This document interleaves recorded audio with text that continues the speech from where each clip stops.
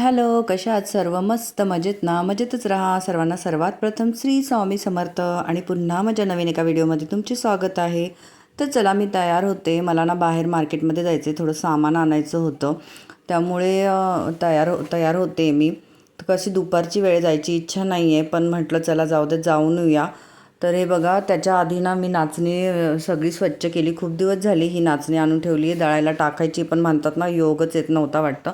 आज म्हटलं नको, निवडूया आणि ही पहिली दळायला टाकून देऊया. नाचणी जेव्हाही मी दळायला टाकते ना, त्यात थोडेसे तांदूळ तरी टाकते. ते म्हणजे चांगले असतात. तुम्हीही जर कधी नाचणी टाकत असाल दळाल, तर त्यामध्ये थोड्या प्रमाणात तांदूळ टाकत जा. ते बघा, आयन चालला आहे आता खाली खेळायला, तर त्याच्याचकडे दिली मी नाचणी. म्हटलं जाता जाता तेवढं टाकू नये, कारण मी मी बाजारात जाणारच होते. तर म्हटलं येता म्हणजे तोपर्यंत कसं ना की दळण झालेलं असतं, म्हणजे झालेलं राहील दळून, तर मग कसं येताना मला घेऊन येता येईल. तर चला, आता आयन तर गेला आहे खाली, म्हणजे तो खेळेल पण आणि त्याने म्हणजे तो नाचणी टाकूनही देईल. ते एक काम माझं वाचलं. तर आता इकडे कसं ना, आज आहे ना मी कपडे काही हाताने धुतले नव्हते, कारण कपडे भरपूर होते. त्यामुळे म्हटलं जाऊ दे, आज कसं आहे मशीनच लावते. तसं आहे मशीन म्हणजे थोडं अधूनमधून लावलेली बरी असते. ती कंटिन्यू जर बंद ठेवली तर खराब होण्याचे चान्सेस असतात. तर ऊन खूप आहे बाहेर, म्हणून मी स्कार्फ वगैरे बांधला आणि मी निघाले. तर तुम्हाला बोलले ना, तसं जायची इच्छा नव्हती, पण गरजेचं होतं म्हणून निघावं लागलं. तर हे बघा, आयनीकडे मस्त गप्पा मारतोय मित्र.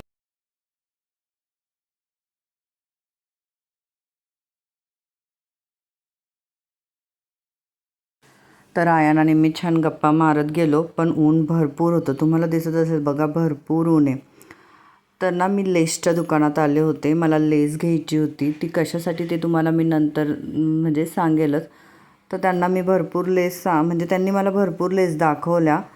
पण मला जी लेस पाहिजे होती ना, ती काही बहुतेक तिथे नव्हती, तर मला मिळालीच नाही ती लेस.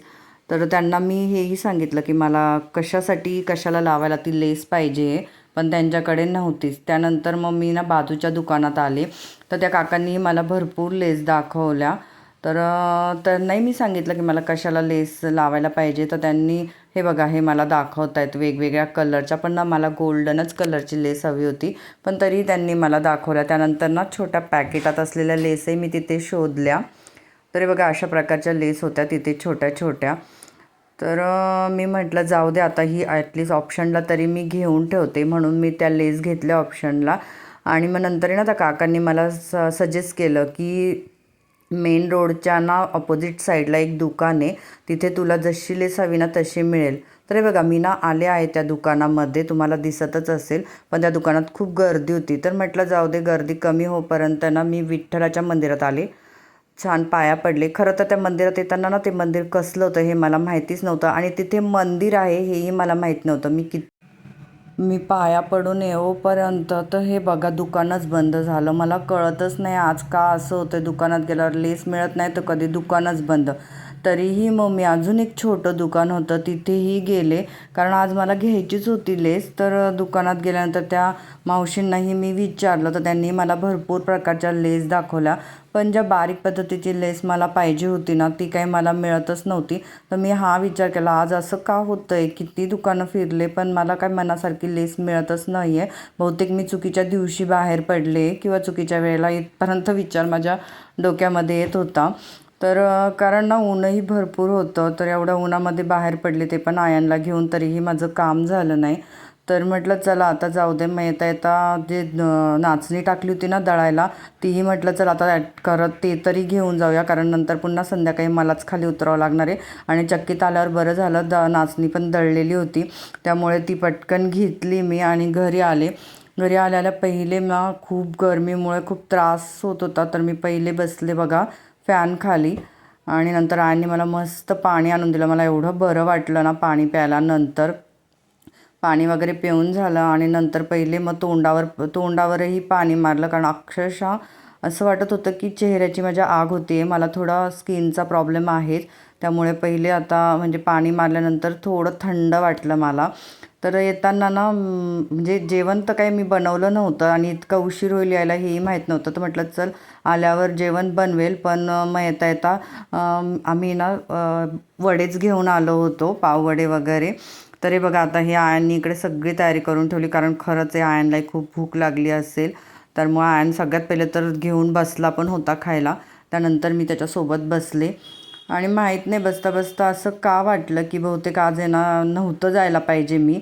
पण नंतर ना हेही डोक्यात आलं की मी ज्या कामासाठी बाहेर पडले होते ते तर काम माझं झालंच नाही. पण पण जो डोक्यात विचार नव्हता ते झालं. ते म्हणजे मी मंदिरात गेले. जे मंदिर मला कधी माहिती नव्हतं, तिथून इतक्या वेळा गेले. पण तिथे काय असा योगायोग असावा की मला ते मंदिर दिसलं आणि मी तिथे मंदिरात पाया पडायला गेले. खरं तर दुपारचे मंदिरं पणही बंद असतात, पण त्या दिवशी ते मंदिर चालू होतं. तर बहुधा आज आहे ना मला म्हणजे विठ्ठलाचं दर्शन होणारच होतं किंवा म्हणजे म्हणतात ना की देवाचं बोलवणं आलं ना तर ते आपण कशाही आणि कोणत्याही कारणाने जातो, असंच मला खरं तर त्यावेळेस वाटलं. तर तुम्हाला काय वाटतं, खरंच असे असेल का? तुम्हाला असा कधी काही असा अनुभव आला आहे का? आला असेल तर नक्की माझ्याशी शेअर करा आणि मला कमेंट करा. आणि माझा व्हिडिओ आवडला असेल तर माझ्या व्हिडिओला लाईक करा आणि माझ्या चॅनलला नक्की सबस्क्राईब करा. बाकी आजच्या व्हिडिओमध्ये एवढंच. आणि तुम्हाला असा काही अनुभव आला असेल तर माझ्याशी नक्की शेअर करा. बाकी सर्वांना श्री स्वामी समर्थ.